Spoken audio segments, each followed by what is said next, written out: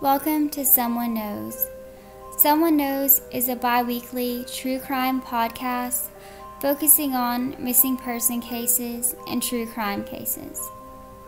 It may seem as if a person can vanish out of thin air, or that a perfect crime or murder has been committed, but we all know that someone always knows something. For today's case, we'll be discussing the vanishing of Sierra Mae LeMar. Sierra was last seen at approximately 6 a.m. on March the 16th, 2012, in the area of Santa Teresa and Daltrey Avenue in Morgan Hill, California. At the time, she was preparing to leave her home on foot and catch the bus to school. However, Sierra never made it on the bus or to school that morning and has not been seen or heard from since. So what happened to Sierra between the time she left home and the bus stop? Sierra was born on October the 19th, 1996, to Steve and Marlene LeMar. She grew up in the city of Fremont, California, where she attended grade schools in Washington High School before her and her mother moved to Morgan Hill, California in 2012. On the morning of March 16, 2012, Sierra would put on a pair of jeans and her San Jose Sharks hockey team sweatshirt with the Sharks logo on front and Stonehouse and number 16 on the back. Texting her friends while she walked to the bus stop. She was a sophomore at Ann Simberto High School and also a cheerleader. Later that afternoon, when Sierra failed to return from school, her mother reported her beautiful 15-year-old daughter missing. Right away, the Santa Clara Sheriff's Office considered her to be a missing person and not a runaway, as she had many friends and no personal problems either in school or at home life. On the following 2 days, investigators will find Sierra's cell phone along a roadside just a few blocks east of her bus stop. It appeared to have been tossed from the passing vehicle. The phone would be sent to the local crime lab to check for leads. Her pink Juicy Couture brand bag was found in a cactus field on a roadside about 2 miles from the bus stop and 1 mile from where her phone was found.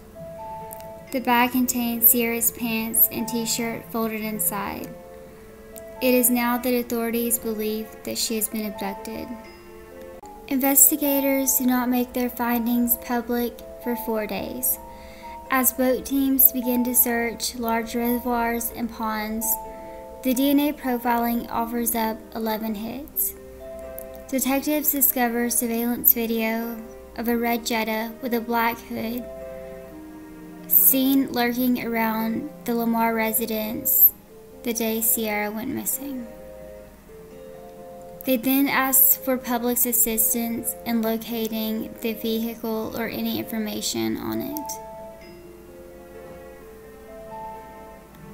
On March the 20th, 2012, the Class Kids Foundation organized the first volunteer searches.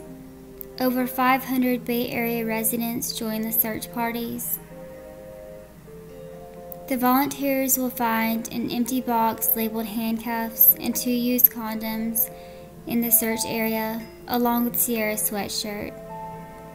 In early April, cadaver dogs join the search and divers conduct deep sonar searches of the local reservoirs. The LeMar family now offers up a $10,000 reward for leads on the whereabouts or information regarding Sierra's case. On May the 21st, 2012, detectives arrest Antolin Garcia-Torres for the murder and kidnapping of Sierra LeMar. At this point, her body still has not been recovered. Garcia-Torres had previously tried to kidnap 3 women during carjackings dating back to 2009. Antolin Garcia-Torres pleads not guilty to charges that he kidnapped and murdered Sierra LeMar. District Attorney Jeff Rawson wants to seek the death penalty against Garcia-Torres. A trial is set for April the 25th, 2016, but is delayed until January 2017. On January 30th, 2017, the trial begins in the Santa Clara County Courthouse, which included emotional testimony by Sierra's mother, Marlene. On May 2nd, 2017, closing arguments began, and on the 4th, the jury begins deliberations. Reaching a decision, the verdict is to be read the following day. May the 9th, 2017, the jury finds Antolin Garcia-Torres guilty and sentenced to life in prison without parole. He was guilty on both counts in Sierra's case of kidnapping and murder. The jury also found Garcia-Torres guilty of attempting to kidnap and carjack 3 women in Safeway parking lots in 2009. In those cases, nothing was taken from the female victims and no words were spoken to indicate robbery. Garcia-Torres allegedly tried to chase one woman down at a Morgan Hill Safeway and then struck again with a new tactic just a half an hour later at another Safeway across town, the same supermarket where he worked. A stun gun used in the second victim's case was dropped in her car and the attacker fled.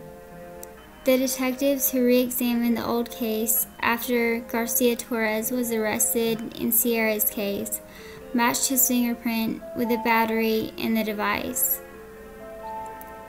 If you have any information regarding Sierra LeMar's whereabouts, you can contact the tip line at 408-808-4431 or email to tips@sheriff.sccgov.org. Thank y'all so much for listening to this podcast. I look forward to making many more.